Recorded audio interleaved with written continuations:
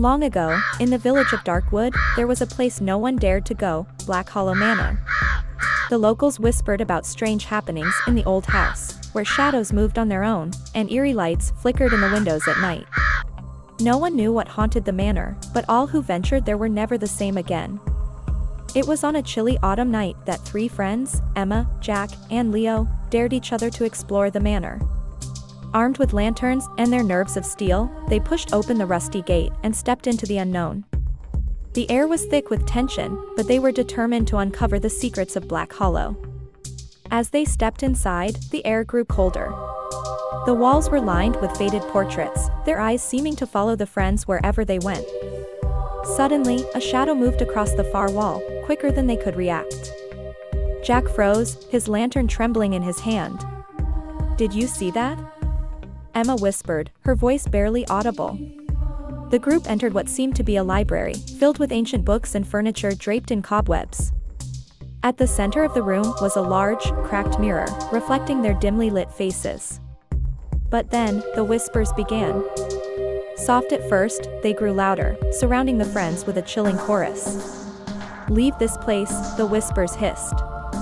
Just as they were about to leave, Jack noticed something odd, a hidden door behind a tapestry. With a creak, the door opened, revealing a narrow, spiral staircase leading down into darkness. As they descended, the air grew thick with dampness, and strange symbols on the cellar walls seemed to glow faintly. "We shouldn't be here," Leo muttered, but it was too late to turn back now. As their lanterns flickered, they saw her, a ghostly figure at the far end of the cellar. She hovered just above the ground, her face pale, her eyes glowing with an eerie blue light. Her clothes were tattered, and her expression was one of sorrow and despair. "Why have you come?" she whispered, her voice echoing through the cold air. The ghostly woman pointed toward a table where an old journal rested, its pages yellowed with age. With trembling hands, Emma opened it, revealing the dark history of Black Hollow Manor. The lord of the house had been betrayed, and in his fury, he cursed the manor, dooming its inhabitants to haunt its halls for eternity. The ghost was one of them, forever trapped in sorrow. Determined to free the spirits, the friends found a passage in the journal describing how to lift the curse. Together, they chanted the ancient words, their voices trembling but strong. A golden light surrounded them as the spell took hold.